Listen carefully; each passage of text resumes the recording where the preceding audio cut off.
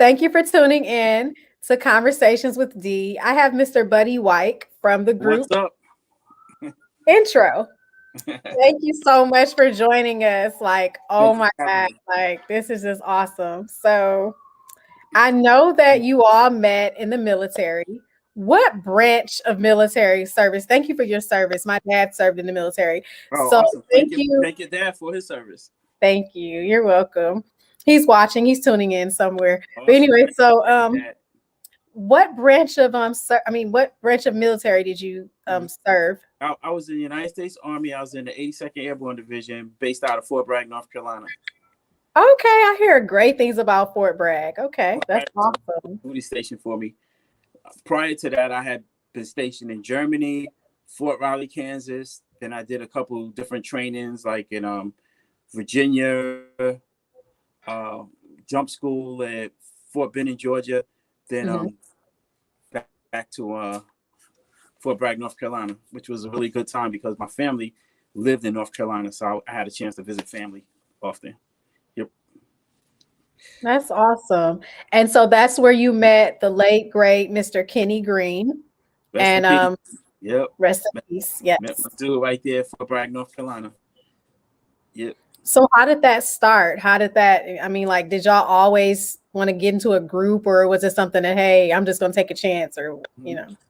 Well, I was pretty much a church pianist. I had played the piano in church, and going into the military, I had a keyboard. So my friend Ken Thomas heard me playing the piano, and away from me, he met Kenny Green.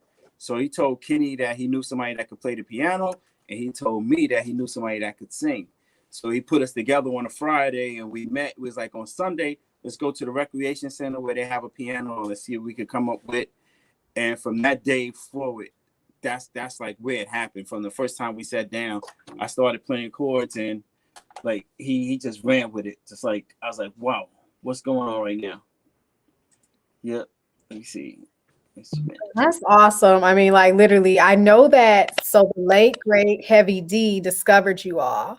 So how Yeah. did that happen? How did that come to place? Like, I mean, were you like in the right place at the right time, so to speak, or was it like a, hey, this is Heavy D, he wants to sign me? Nah, it was nothing like that. Like we had went through everything before we met Heavy D. I don't want it to sound like it was just easy. Like we had been practicing. We had signed with a label prior to meeting Heavy D, but that label only wanted us to do house music, and we wanted to do rhythm and blues music. The war broke out. I went to the war. I came back, and from listening to R&B music, I kind of convinced the owner of the house music label Mhm. to let us do rhythm and blues music. He finally agreed to let us do two rhythm and blues records. But in the interim of doing that, we ran into Heavy D at a club called the Red Zone. Jeff had knew about this club called the Red Zone where Puffy was promoting, and we went out that night and we met Heavy D. And on the way out, we were singing a Heavy D song that he had did with Jodeci called "Peaceful Journey." You're on my mind, and I wish you a peaceful journey, brother. Hope you hear me. And we would sing that song because it was in Yay. 3-part harmony, so he gave us a chance to get our workout on vocally. And it's just so happy when we got there, we saw him. We was like, "Yo, man, we was just singing your song in the car here." He was like, "Let me hear it." Wow. And Oh we my, sung it, and he took our phone number, and we went back to North Carolina and stuff. And like 2 weeks later, we got a call from him telling us, can we come back to New York? He wanted to set us up with a meeting with DJ Eddie F.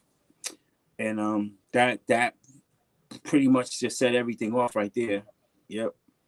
But wow. it was a struggle before then. We did talent shows. We sang in church. We sang, pretty much everywhere. So I don't want anybody to think that it was just handed to us. We put the work in. Yep. Most definitely. Like I know y'all were like one of the few, I mean, the many great, I mean, groups from the 90s. I mean, literally. I mean, the late great Kenny, I mean, he wrote most of the songs, right, for Mary J. Blige. For everybody who's not aware, he Yeah. wrote most of those songs. And he wrote I mean, you all wrote songs on the first album. I do know that there was a lot of creative, well, opportunities. So what set y'all apart from other groups in the back then? What do you believe set y'all apart? I think what set us apart was that we signed with Untouchables, because Untouchables was hot at the time. They were the go-to producers. They was working with everybody. They had Mary J. Blige, Christopher Williams, Jeff Redd, Madonna, Mariah Carey. You know, they already had their network of artists, so they just threw us in as songwriters and producers. And you know, in the middle of working on our album, we didn't even know we was working on an album. We just knew that we were just writing songs. We go into the studio, like "Let Me Be the One" was supposed to be on Mary's album, but Puffy said that she only needed 3 songs. That's why she got "Reminisce," "My Love," and "Love No Limit." But "Let Me Be the One" was for her as well. But being that she didn't have room on her album, it made it onto our album. And in the middle of wanting to be songwriters and producers, Atlantic Records caught wind of it, and it's like, we want to sign them as an artist, and that's how Intro became the rhythm and blues group. Yeah, we wanted to be the rhythm and blues group, but we had to find a way of making that happen. And by Kenny slamming them hits for everybody, I mean, he was just writing for everybody. The Winans, Christopher Williams, you know, rest in peace to my dude Kenny, man. I miss him so much. Yeah. I mean, he was phenomenal. Like, I always heard great things about him because he's from Detroit, Michigan, born and raised. So, and I'm from Flint, Michigan. So, you know, that's awesome. Yes, sir. Yep. From Michigan, born and raised. And so, other than Men of Vision, y'all were the only 2 that were from Brooklyn, that were out of Brooklyn. So, why do you think, as far as R&B groups, why do you think that y'all were the only 2 R&B groups that were able to, you know, do that? And there were no more. Like, we haven't heard any more R&B groups to do that. So what made y'all different? You know, coming out of Brooklyn, New York, like, I'm from Brooklyn. I'm the only guy in Intro from Brooklyn. Jeff is from Queens. Kenny was from Detroit. And I always wondered, I was like, how am I the only dude from Brooklyn, New York? And then I did my research and check it out. Guess who else is from my neighborhood?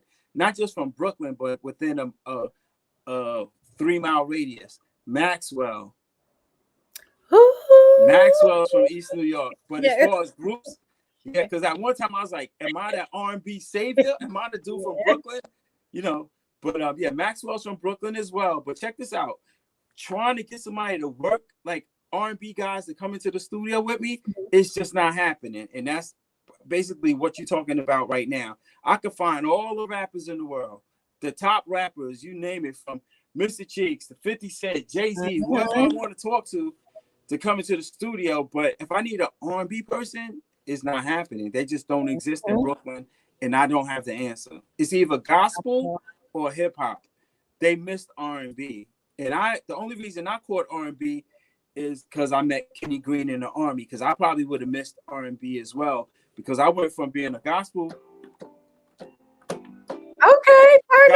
piano player in the church to wanting to be a hip hop producer and a hip hop artist. Like, I was in a rap group with J. Rue the Damager.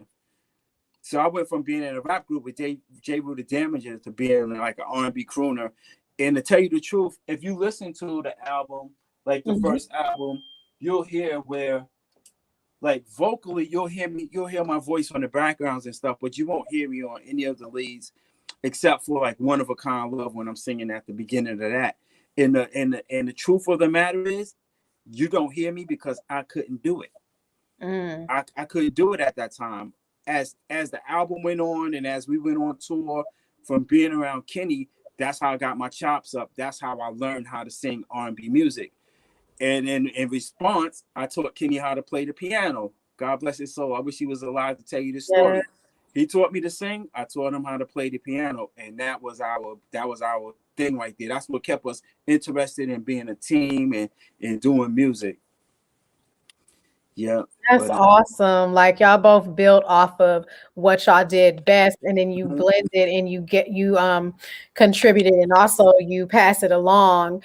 And that's dope. I mean, literally, I can only imagine the songs in terms of like you came up with and that you were inspired by. What inspired those songs? I mean, I can only imagine. Like, what were some of the inspirations behind that?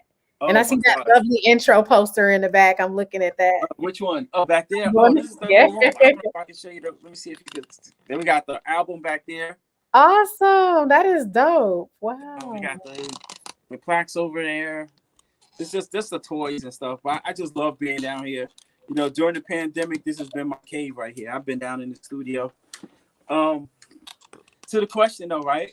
Mm-hmm. The inspiration behind every different song from the first album to the second album. Mm-hmm. From the first album, our inspiration was just going in, having fun, presenting this hip hop vibe to the R&B world. We don't know what they're gonna call it. We didn't know they was gonna call it 90s R&B. New Jack Swing was popping at the time. We Mm-hmm. just wanted to get in where we fit in, and we figured by doing the hip hop beats and with the gospel singing on top of it, but with R&B lyrics, that's where we would be able to fit in. That was our inspiration for that song. Of course, like the record's like Come Inside. We just wanted to try to gain attention of as many women as we could, and with one song. So we was trying to sing directly to them.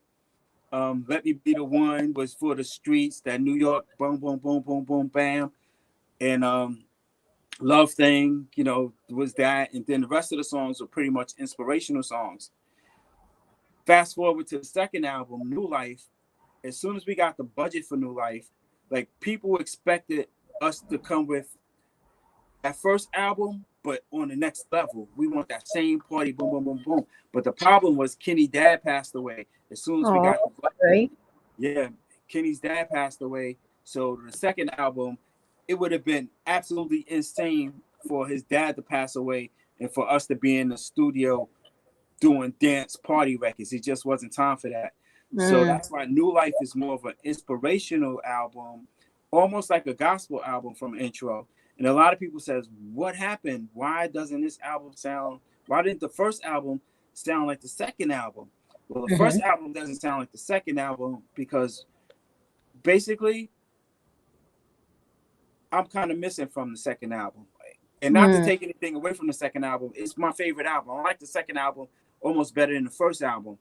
But I had to give Kenny that opportunity for him to vent and get it out of his system. And that was the excellent opportunity. And I understood that because the first album saved me from PTSD from the Gulf War. So I had just came back from the war and I had a lot of a lot of stuff on my mind of stuff that I had saw, and the music was there as an outlet and as something that, you know, was like a parachute. It saved me. So I understood how music could help him out as well. So I pretty much just fell back in the cut and let him just do whatever he wanted to do on album number 2, which turned into a beautiful album called New Life.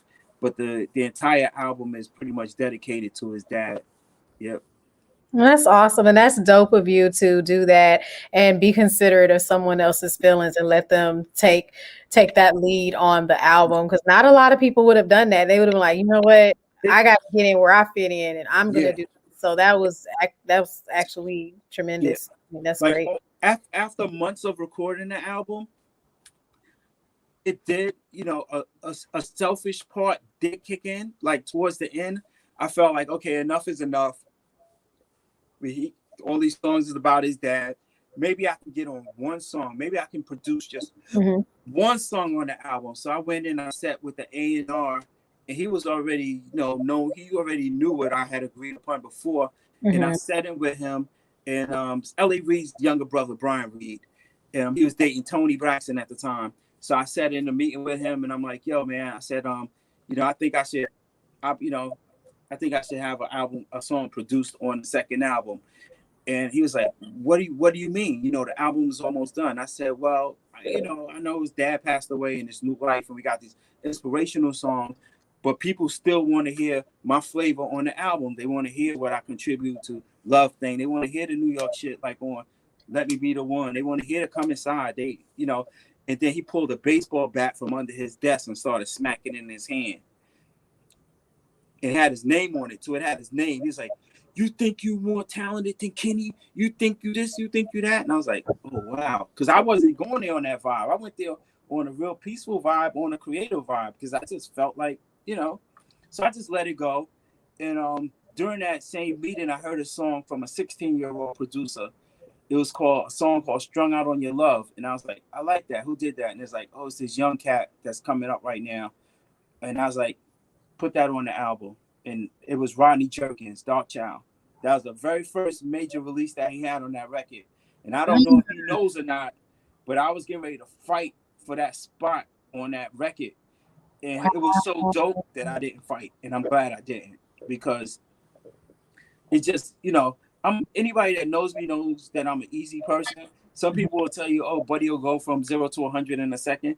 But for the most part, if it makes sense, it makes sense. And I'm not going to fight it. You know what I'm saying? It's never been about the money for me. It's always been about the art and love for music. So, yeah. Excuse me for being so long-winded.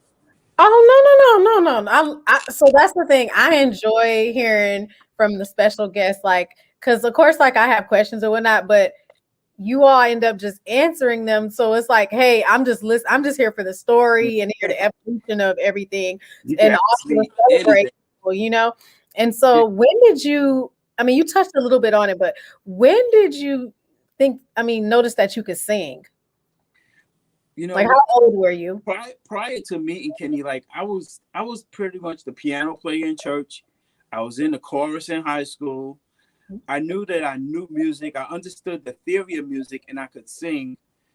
But it was Jonathan Butler's song, Sarah, James Ingram, Freddie Jackson, and Anita Baker when I brought my first car and I bought my R&B tapes, and I would just sing along. I had to drive across the country one time by myself. I drove from Kansas to New York, and that's when I think I discovered that I could sing, from driving that trip and singing the songs, but still not knowing that one day R&B would be my job.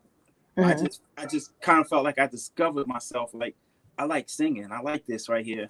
I like this just as much as I like trying to be a rapper. I was a horrible rapper. Let me just tell you, I was a horrible rapper. I would have never made it as a rapper. Yeah. Wow. That's interesting.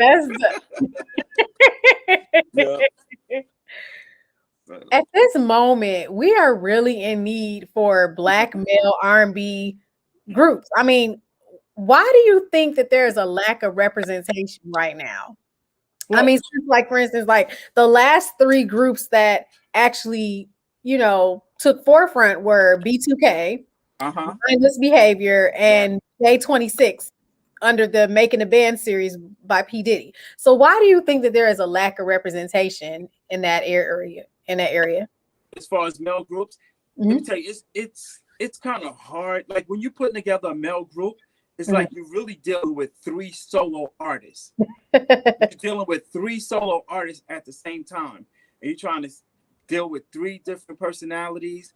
And from being in a group, we weren't put together. Like, nobody found Kenny there, found me here, found Jeff there, and put us together as intro. Like, we were intro when we came to the music industry. So I got it. But meeting groups where this person came to audition and that person came to audition and that person came to audition, it was almost like a business, and everything had to click in order for it to work right. Because the personalities, like, it's hard. It's hard. And then not only is it hard being in a group, you have the management people that play amongst you being in the group. Depending on what they want to happen, they'll start pulling you apart. They'll pull one person aside and be like, okay, this is what we're going to do, and da-da-da. And then they'll come back to the group and be like, this is what we're doing. Like, it wasn't, and it's not always the lead singer. Sometimes they'll want him to do something, so they'll go around to the least expected person and be like, this is what I want you to do, and this is what's going to happen. And then they'll come back to, like, we'll come back together and be like, when, how, why did that happen? Why did he tell you that and didn't tell us that? It's like the divide and conquer thing. It's like, it's really hard being in a group. And the only reason I think intro survived for so long, because we had the divisive, I'm telling you, it was people that was just pulling us in all type of different directions. And we still be on the phone at night like, yo, I don't know why they doing this, but yo, we gonna figure this out. Blah, blah, blah, blah. Like they was telling Kenny, like, yo, we want you to do, you should just go and do a solo album. We got you a deal at Columbia. We got you this, and that. Then you call me up, you're like, yo, buddy. I'll be like, yo, do that. Do it. Let's produce it ourselves. Let's just get the bag. Let's just do it. Bag wasn't the word back then, but like, yo, let's do it. Let's get the check. Let's do it. He's like, no, I don't want to do it. I don't want to do it. But it was like people pulling in all type of different directions. I would love to see a male group. Right now, I'm working with a rhythm and blues group, a 3-male group. These cats out of Los Angeles, California. They're in college. They got their heads together. They have their own studio and stuff like that. And I'm not trying to recreate intro, but I think these kids definitely have what it takes to make it. Wow. I would love to see groups. Like I have my favorite groups I would love to see come out. Like Tony. Jodeci. Yes. Boys the Men. Yes. H-Town, who we tour with till today. Like, you know, I love the you know what I like about R&B groups is that it shows unity. It shows that not only can you make it in music and be successful with your talent, but you can also gel with somebody else and make it happen together and show people that you can work together. Like over the past 2 years, I tried to put together the album Black Men United. If you can remember back in the 90s, we did the American Music. You will know. You will, exactly. You will know. Oh, you will know. You will know. Oh, you From Jason lyrics. Shout out to D'Angelo and Brian McKnight. They They produced wrote that that. song. They produced it. The Mercury Records. I got the platinum plaque hanging up over there for Jason lyrics. I'm so trying like, hey, let's do the whole album. So I started reaching out to everybody that I could think of. I got songs from Rough Ends. I got songs from Shy. I got songs from, oh my God. See, they're gonna get mad. I got a lot of good songs from some R&B artists, but the majority of them was like, why you, buddy? What makes you the person to bring this back together? Like, why not me? But they wasn't saying that. It was like, okay, I'm gonna send you something. So in the process of trying to put together the Black Men United album, I discovered how divided we are. And I kind of was like heartbroken, but it still is not going to crush my dream. It's definitely going to happen because there's a lot of people like Joe Little from the Rude Boys. He's on board now. He's working along with the project and it will happen. But I learned a lot from trying to push that forward. And we have to get away from that. You know what I'm saying? We got to learn how to love each other and just create and whatever we could do. Like I might be able to sing you some pianos. You could put a bass line on it. You could add vocals on it. Like one of my fondest memories was from a promoter. One of my biggest lessons was from a promoter. He didn't want to give us money to eat dinner because on tour they give you what's called a per diem, and you go out and you buy your own dinner that night. He didn't want to do that. So what he did was he would have a van outside of the hotel that would take the artist to a restaurant that night, and he would pay the bill. So if you wanted to eat, you had to come down to the van. So on that van, on any given night, it would be Mint Condition, Intro, H-Town, Silk. And as we're driving to dinner, you got Stokely singing intro leads. You got Kenny singing Mint Condition leads. You got, and just that whole unity right there. I was like, oh my God, we are so powerful together if we just make this happen. But the business separates us also. So, you know what I'm saying? It's not just that we don't love each other. It's a lot of heartbreak within the music business as well, you know? So. And I noticed that you mentioned like, that sounds like so much, like it was so much camaraderie going on. And the 90s gave us like all-time great flavors for all talent. And that's what I liked about the 90s as well as the 80s as well, 70s too. How was the competition? I know that, you know, it was a competitiveness, but it was also a camaraderie, but it was a brotherhood that you talked about a little bit. Right. How was that with all of the different groups? Like, you know. Oh, when we went on stage, we came on every night almost like it was a boxing match because we felt like we had been in the gym. You know, we equate performing to boxing, you know, because we put our time in the gym. And when we came on stage, you know, just like the 60s and the 70s, when those R&B groups came on, it was always a competition. And that's what made the show more enjoyable to the people that paid for their money because it brought the best show. And we you know, there was times that we felt like, you know, maybe somebody did have a better show, but we always left the show knowing that we gave it the best that we had. And there wasn't many nights that we walked away not feeling like we did have the best show, because we put a lot of time into not just the songs, but the choreography, the wardrobe, you know. But let me see, as far as competition behind the scenes, let me see, who was we? Did we ever have any beefs? We never had any beefs. We never had any beefs. You know what? The funny thing is, before Intro came out, Mhm. and even before Jodeci came out, we used to go out to Jodeci's house in New Jersey. They had an apartment in New Jersey, and we used to go there and spend the whole day playing basketball, piano there. Devontae would be on the piano, Kenny be singing leads. Me and Casey might be in the kitchen cooking egg salad sandwiches. JoJo, Jeff playing basketball. Like, all of this was the whole culture of the 90s. You know what I'm saying? It was just our whole thing. And then we go over to Eddie's house. Donnell Jones is there in the studio. We hanging out. Puff Daddy is up in the loft. Mary is sitting on the couch in the living room. Heavy D is popping by. Andre Harrell just stopped by. You know, it was the whole culture of the 90s, where it wasn't as big as it is now. It was like this small, and then the business took it and they went with it. But in the 90s, the whole beginning, the nucleus was a really small circle. So we never got into like the real hard competition and beefs and stuff like that. Like with the verses and stuff like now, like, yeah, we didn't do that. Yeah, I would like to do a verses, but I don't know who we would do it with. It just looks like so much fun. It does look like fun. I mean, Yeah. literally, I can only imagine. Like, I mean, I have my ideal people that I would love to see go on there. Like, I know I would love to see Shy go against somebody, like maybe, I don't know, maybe Silk or Jodeci, one of them. I would like to see Boys the Men. I would like to see Tevin Campbell go against somebody. I mean, just Right. yeah, for the camaraderie and for the culture, rather. So yeah.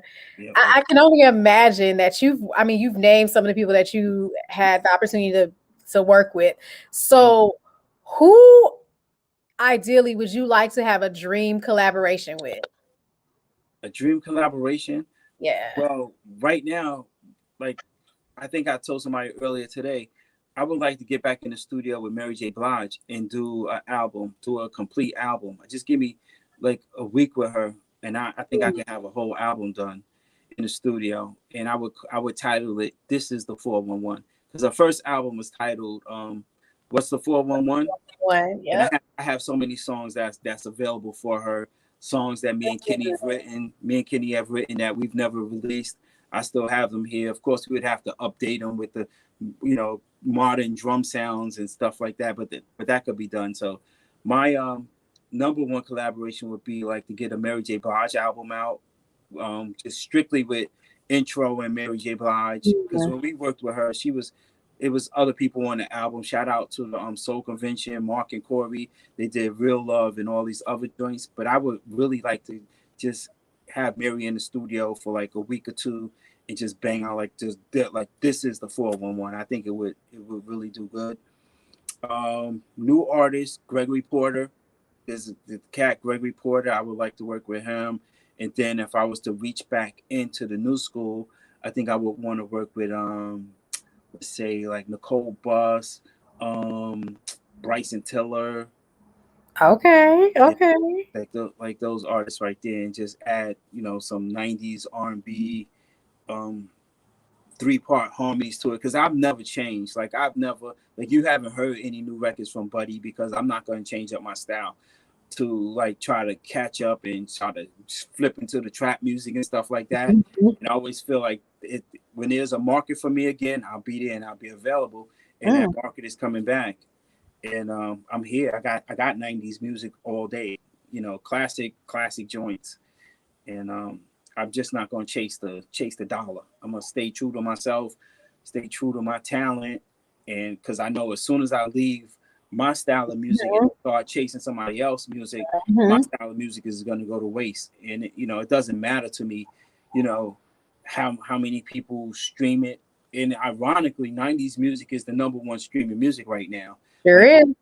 I didn't know that until recently. I thought it might be rap or this and that, but the 90s music is the #1 streaming music.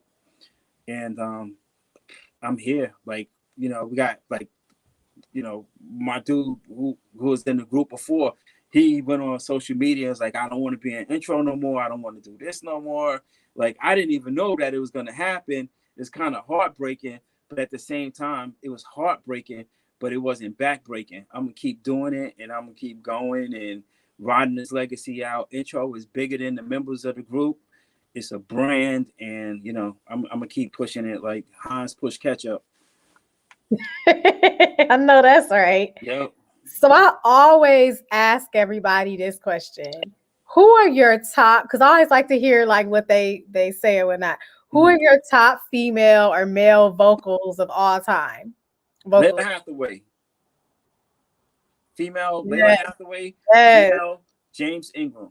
Hands down. Those are my two favorites. And now you got twins in there. You got Anita Baker, you got Michael McDonald, Stevie Wonder, but my two top that I think I've learned from the most vocally, Layla Hathaway and James Ingram. Those are my two. He's James Ingram. Like he had 100 ways. Yes. And then he did the song with oh my God, he did so many like Secret Garden.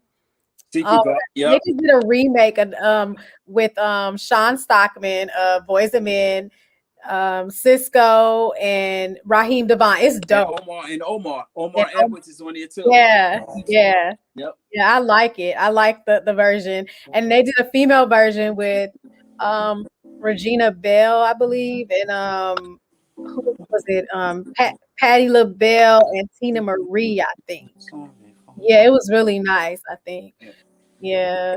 Look at you. I can't believe my eyes. Still walking around and feeling sorry for yourself.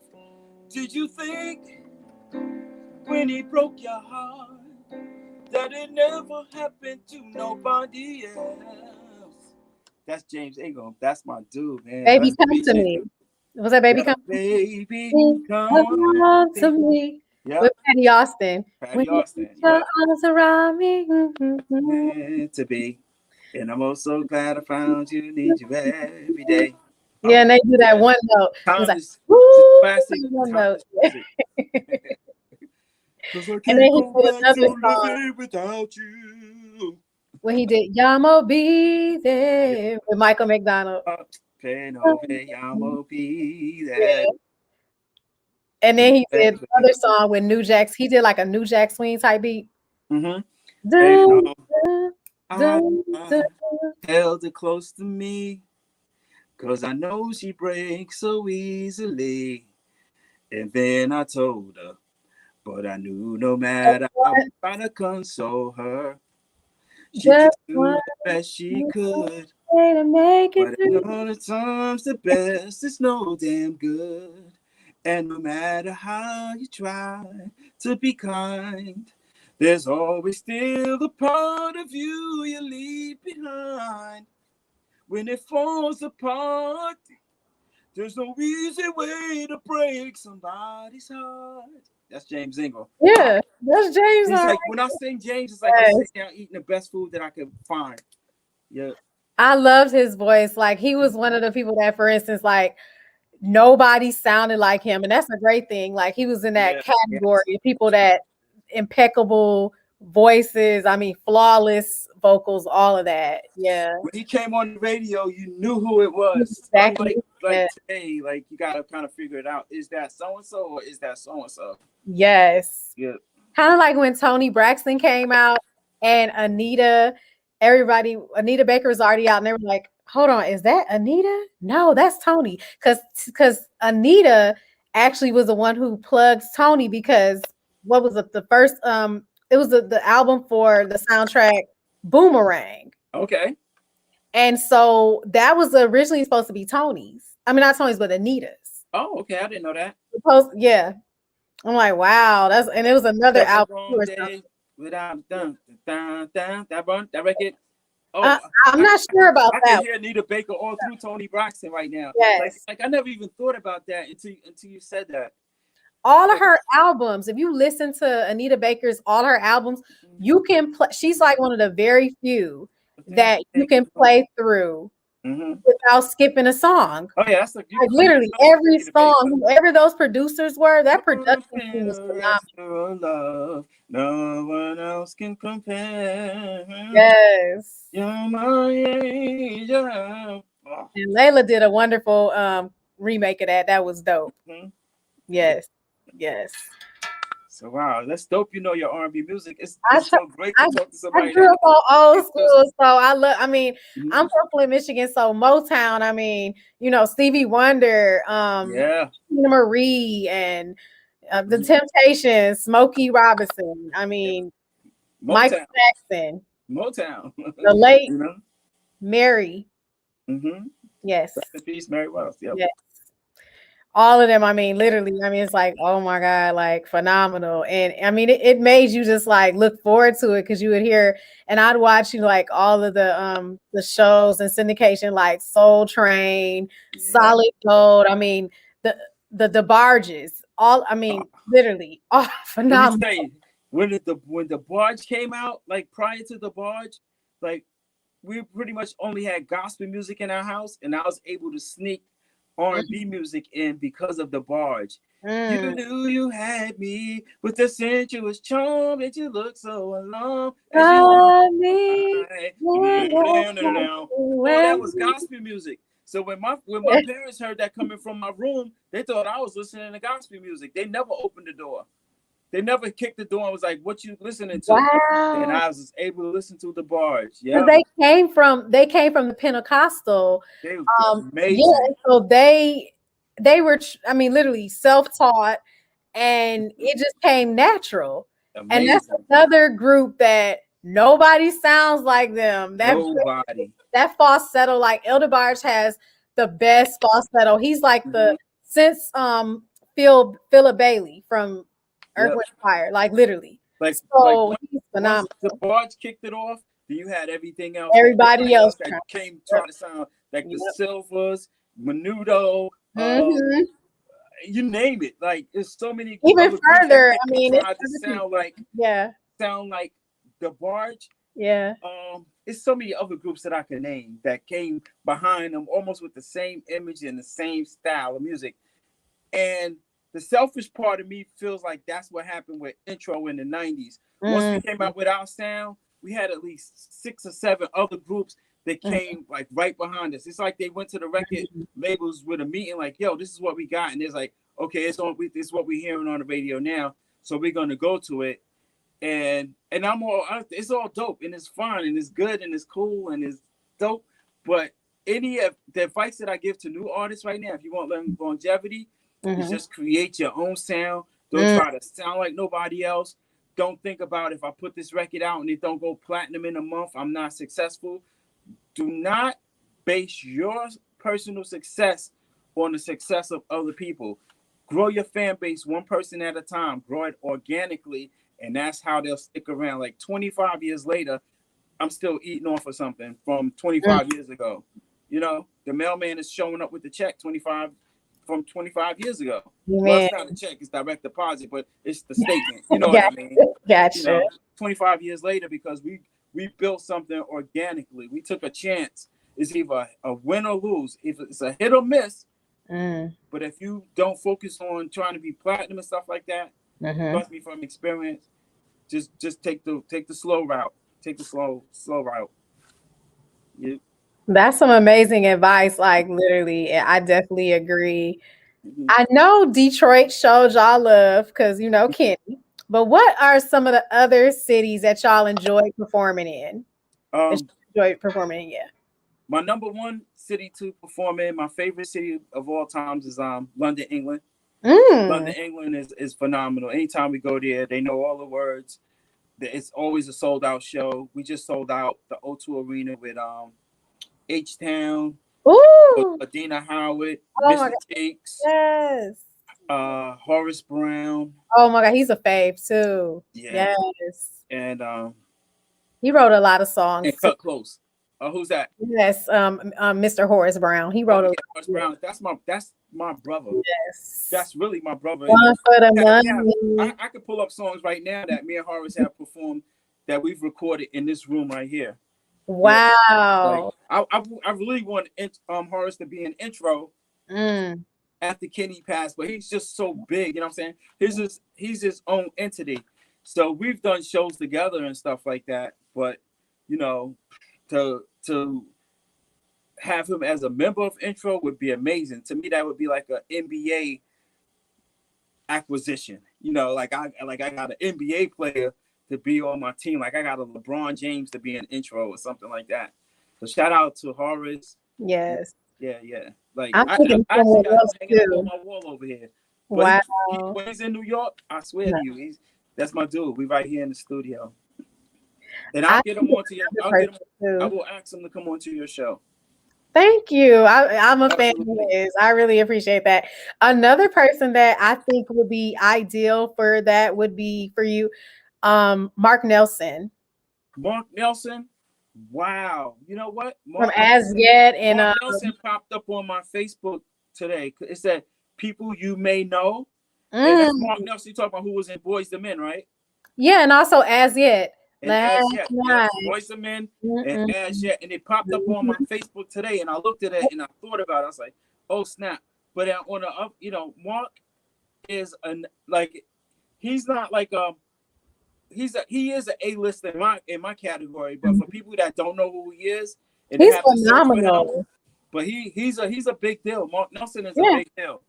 He's written songs for people too. Like a lot of the people that you said, they've penned a lot of great songs or they've been a part of productions. And I mean, just because people might not see them as much, that does not But mean they're Mark not Nelson is working. a big deal. Yeah. Trust me.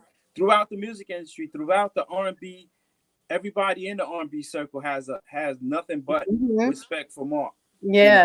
Yep. It's like he's saving it. You know what I'm saying? He's gonna have a big breakout. I'm telling you. Like He's on As Yet was Instagram. dope. Everybody knows that he was a member of Boys, one of the original members of Boys and Men. But I think Mark is still gonna have a major breakout one day because he keeps himself in shape. He stays on top of his performing and his music and his songwriting. If you following him, then you know that he's gonna have a big breakout. And I'm happy that you mentioned his name. But He's I on don't think Mark is. Instagram. Yeah, I think Mark is bigger than he's his own entity. Yeah. Mhm. I would love to do an intro featuring Mark Nelson, you know. But, and, Yeah.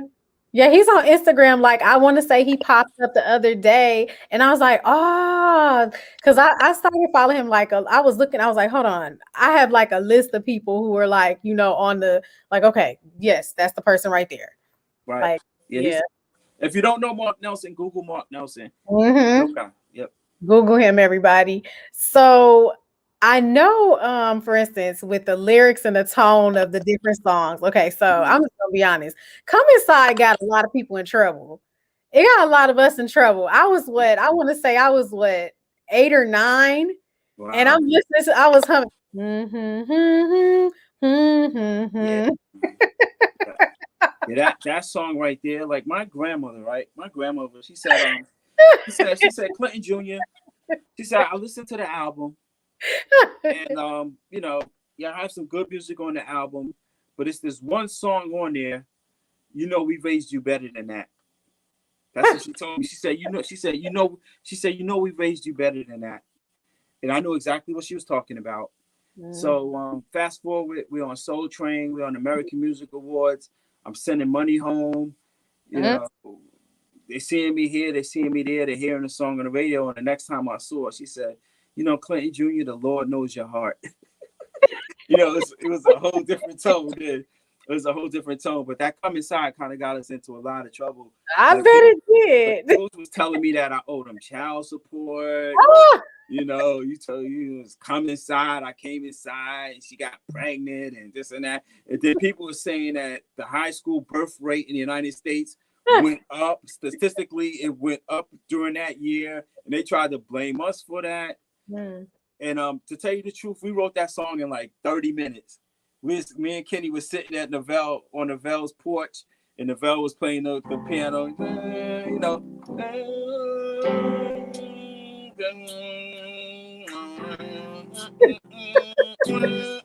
And so it's just like, if you let me, and then like 30 minutes later, pretty much the lyrics were done for the song, right?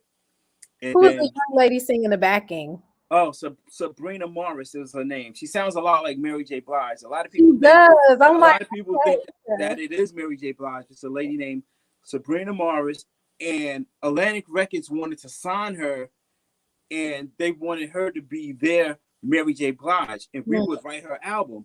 So she probably would have ended up not saying taking Mary J. Blige out of the picture, but she would have been Intro's Mary J. Blige. But would you believe her boyfriend didn't want her to be in the music business, so she decided not to do it? Because her boyfriend didn't want her to be in the music business. Shout out to her and her boyfriend. You know what I'm saying? I think I'm sure I've spoken to her since then and whatnot. A really good person, but don't ever let anybody stop you from your dream. Like nobody will ever be able to stop me from doing the things that I want to do. And I'm strong-headed like that.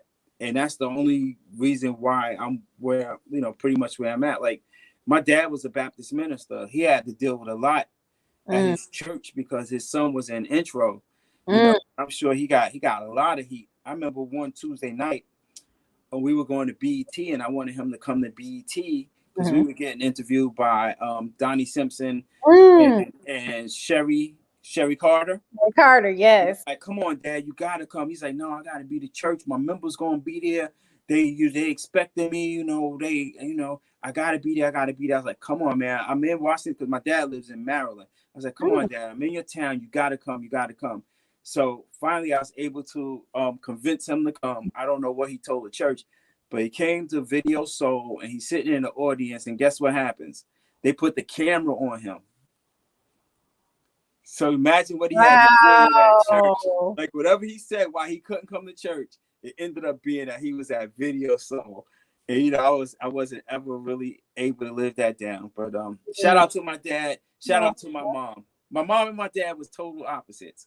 I know we're probably not gonna get into that on this interview, but my sister, I did an interview earlier today, right? And I didn't give my mom a shout out. Rest in peace.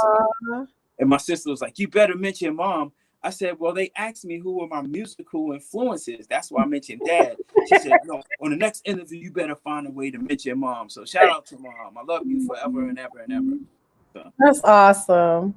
So who came up with most of the arrangements for all of, the albums and the songs rather? Kenny Green. Okay. Was it hard, like choosing like who was gonna go first and who's gonna do the back end and leading? Was that hard? Not really, because most of the songs that we would sing once we got to the studio were songs that we would sing in the car traveling from North Carolina to New York, New York to North Carolina, back and forth. We already knew what our part would be. All they had to do was turn on the mic, and we knew that I would do the melody line, Kenny would do the baritone line, and Jeff would take the top note. And, that's why we were able to just knock out songs like real quick. We get in there and be done with a song like in one day. It wouldn't take us like 3-4 days to go in and record a song, because pretty much every song on the album we already knew like what was going to be done before we get in there. Before we got in there. Yep. Y'all had some good songs, in general, but what song did you not want to do?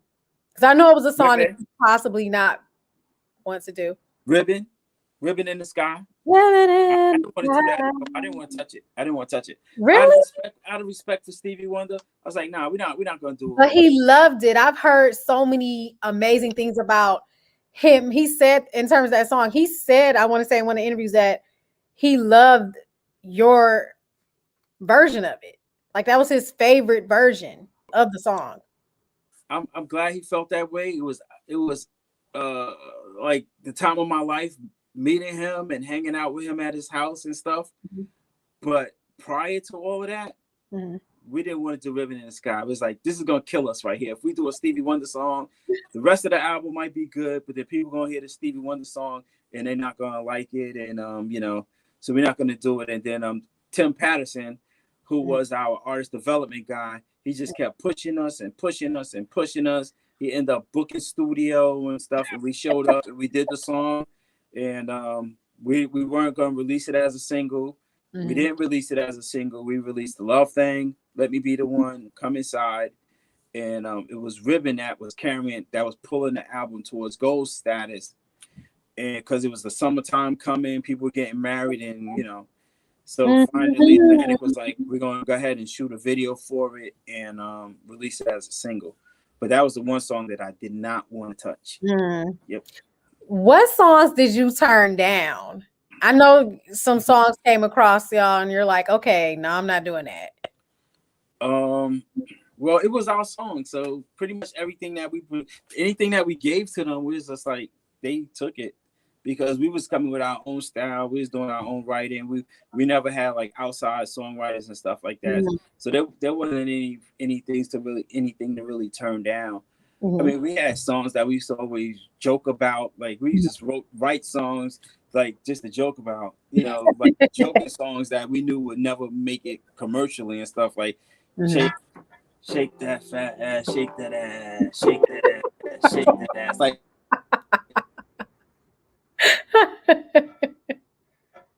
Hold on. You got muted. I can't hear you. Your sound went out. My sound went out. Can you hear me now?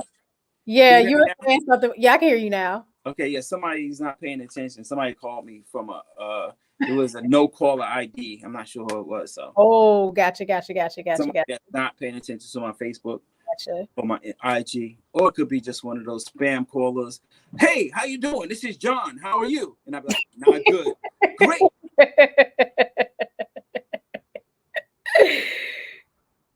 Oh, hold on. I don't see you. Yeah, I know who that was right there. Oh snap! You went out. Your screen went out. 1 second. Okay. Oh, see, okay, give me a second. Okay. My mic is on. There we go. I know exactly who that was. That was just calling me, and I'm gonna give it to him real hard because he's one of my producer friends that should be paying attention to the time and what's going on right now. But it's all good. Yeah. What happens after the first album? I mean, you had the second one. What dynamic? I guess like what happened? What were some of the dynamics? The dynamics, the change between the first album and the second album. Was Kenny's dad died as soon as we got the budget to go in and record album number 2. Mm-hmm. As soon as we went in and record album number 2, his dad passed away. And I just threw my hands up. I was like, yo, there you go. This is your outlet. Because album number 1 was my outlet because I had just came back from the war. Mm-hmm. So that pretty much saved me from a lot of memories and thoughts and everything. So I got it 100%. So we went in and we started writing New Life. And I pretty much just fell back and I just watched and listened to him write songs about his dad, spending my life with you, New Life. It's an amazing album, but the dynamics are different from the first album and the second album pretty much because I kind of pulled away from it. I took kind of like the New York element out of it, like the hip hop, street, Let Me Be the One, Love Thing type of element out of it. And it kind of surprised people. The label was kind of surprised behind it, but it was something that was totally necessary. You know what I'm saying? It was like, and during that time, I know Kenny had knew there was some personal things going on with himself, and it was just the right thing to do. It was just the right thing to do. What songs did you want to cover that you, of course, didn't get an opportunity to cover during those times? A song that I would want to cover. Probably would have been like another Stevie Wonder song, like looking back on when I was alone. But I don't know if this era was ready.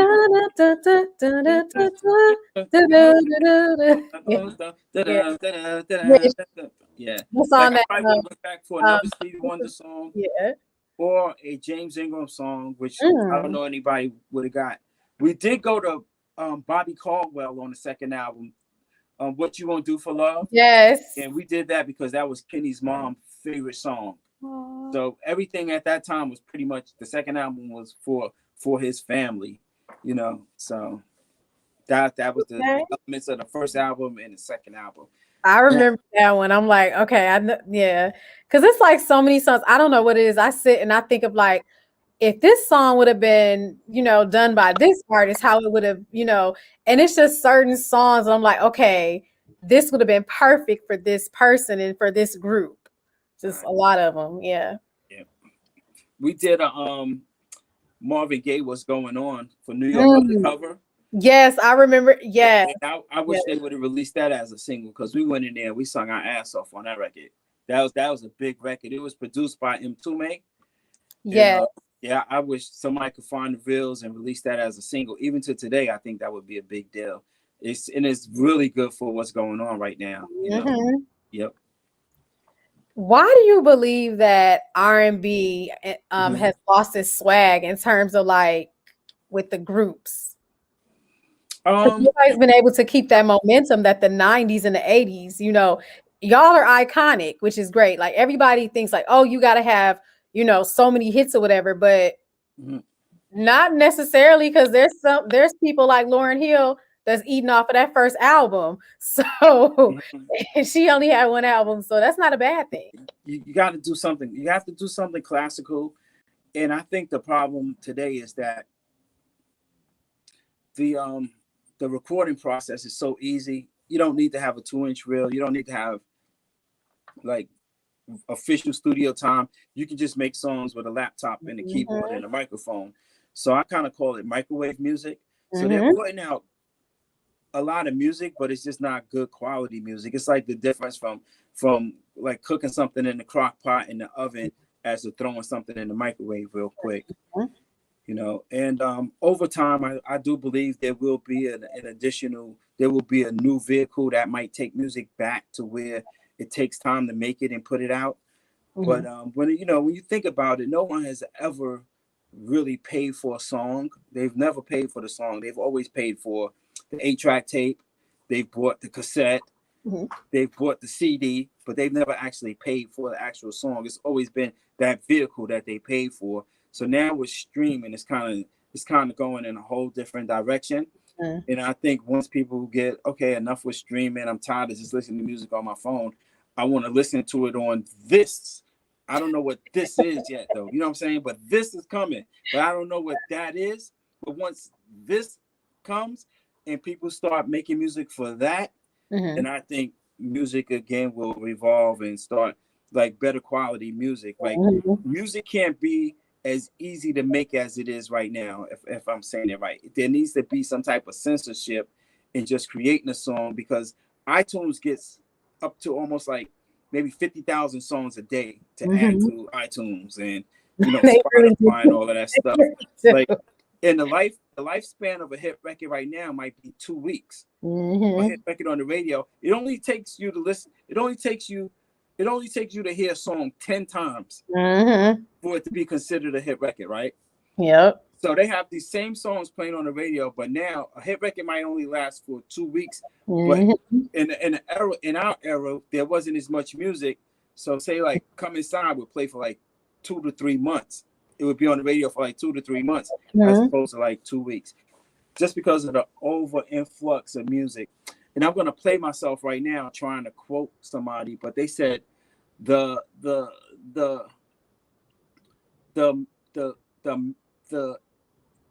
payola, because that's a lot that happens like the amount of music creates a deficit of attention. Yeah, that's what I was trying to say. There's an oversaturation. Oversaturation in music creates deficit of attention. So it's hard for people to have their favorite songs or their favorite groups right now because it's just so much. So yeah, I agree, because there's only like maybe a couple of new age people that I listen to, like Her is dope. Yeah, I love Alicia. Well, Alicia Keys. I love her when them first albums she came out with, and Beyonce is good. I'm not. Okay, I'm not. My 5-year-old daughter doesn't know. I respect it, but I respect her music. My 5-year-old daughter doesn't know. Let me see something. Lauren.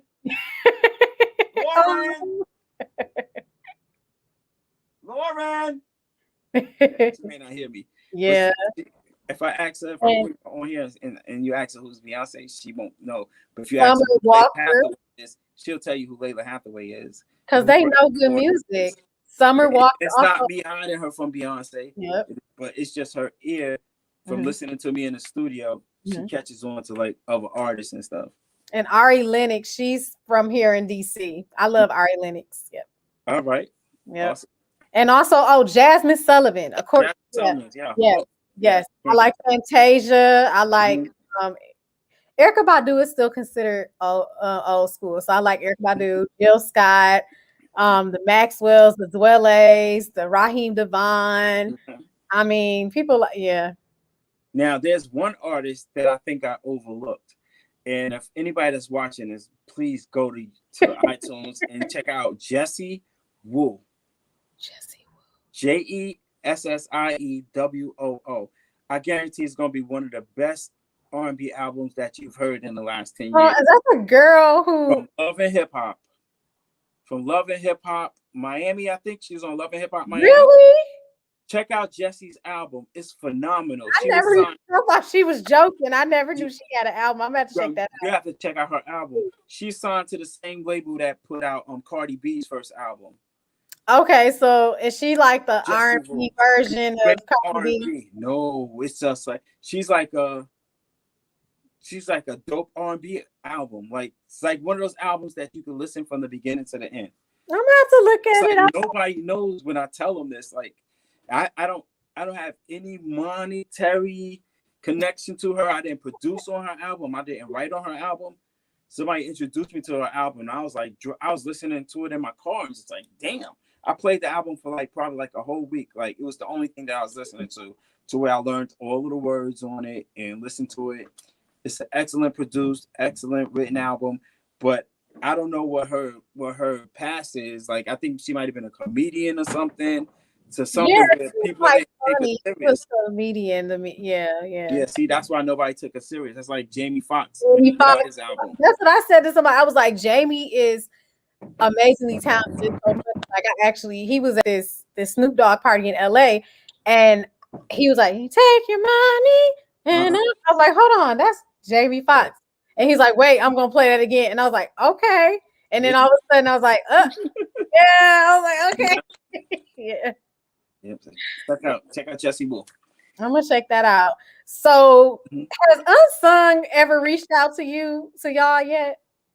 They didn't, and I waited, and I actually met a lot of people that worked at TV One, and they said, "Oh yeah, we're gonna bring you guys on to the next season, And I was kind of like, wait a minute, I think Intro was the most unsung group of the 90s. I mean, based on our success. Yeah.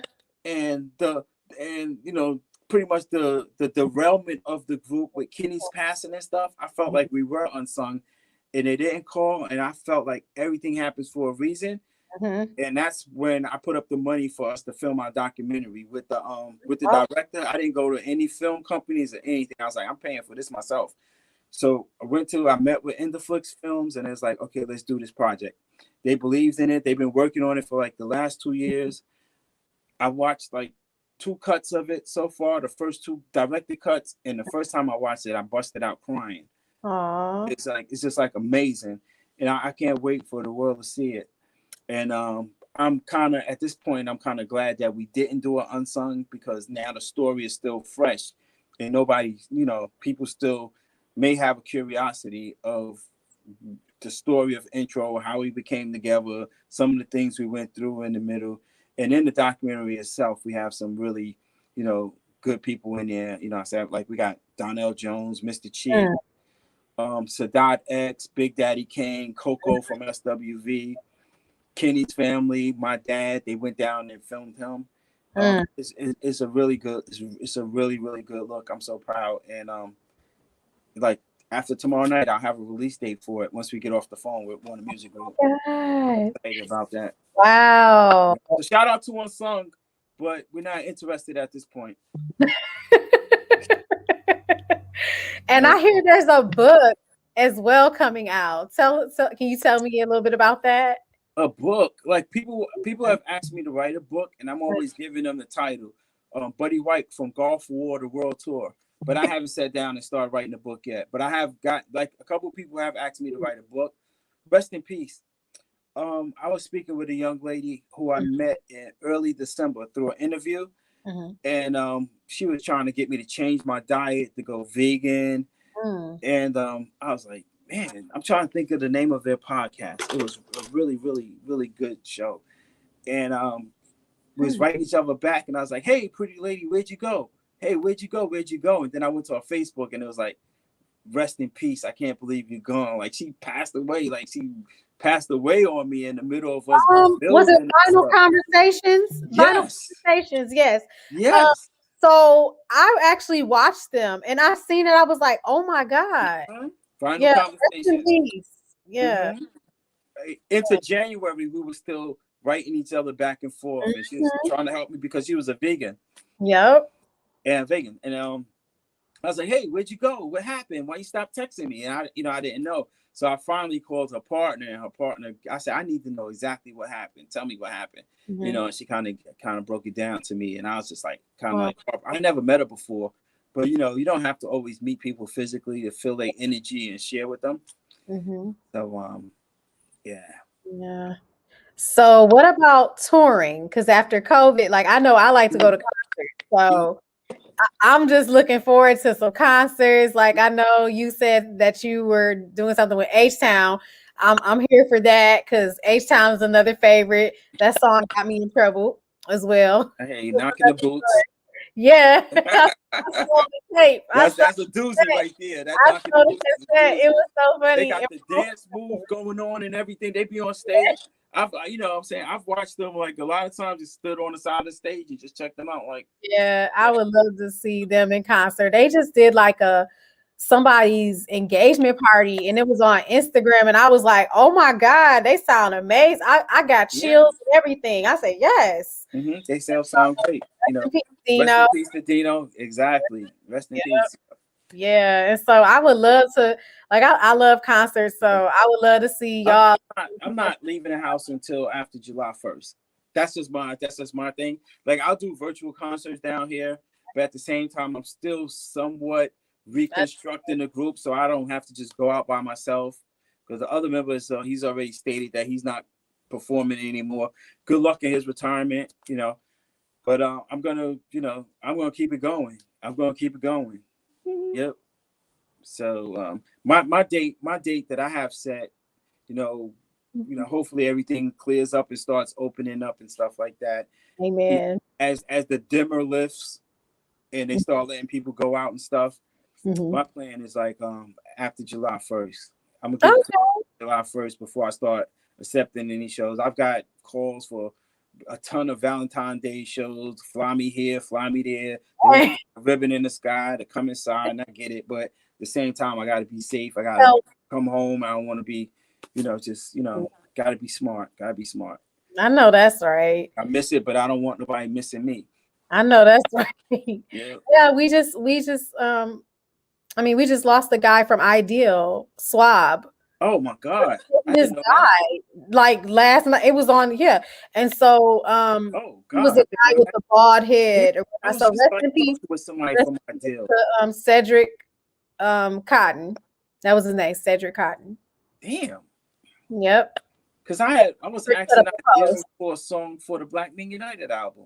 I don't know if I was talking with him directly, but man, we gotta cherish these days, like, I don't know if it was COVID related though. Okay. Yeah. But so that happened. So rest in peace to him. I mean, I gotta reach out to them, man. Shout out, the Ideal. Yeah. Shout out to all of them. They came right behind intro. I kind of was like, oh, they got their name from us. And because their logo looked like intro a little bit like that. But I like their style. We might even gave them a song or two. Because during that time, we was writing for everybody. It's like all the 90s groups that came out behind us. Jagged Edge wrote for them too. Jagged Edge. I take that back. 112 wrote a song for them. Okay. Songs for them. Yeah. Yep. Awesome. They were dope too, but yeah. Oh yeah. So where can we find you at? On Instagram and Facebook and all that. So drop those social media so people can support you and support the documentary and support all the concerts and all that good stuff. Okay.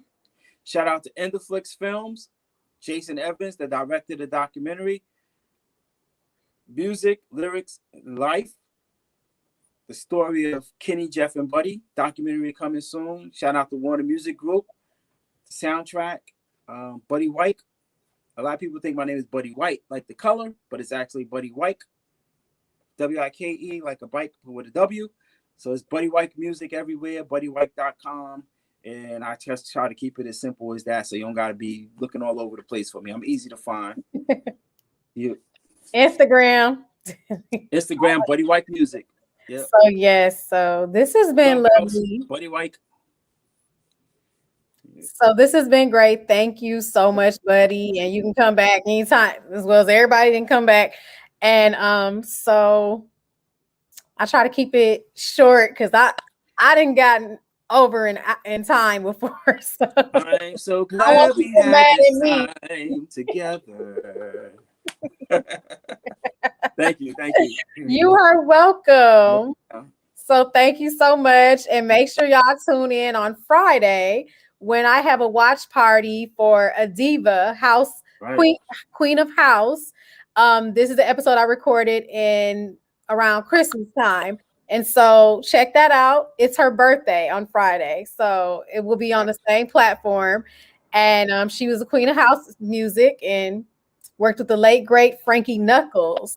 Oh, Godfather of house in Chicago, worked the way to Detroit, the whole house scene. Y'all know what it is. So make sure y'all check that out.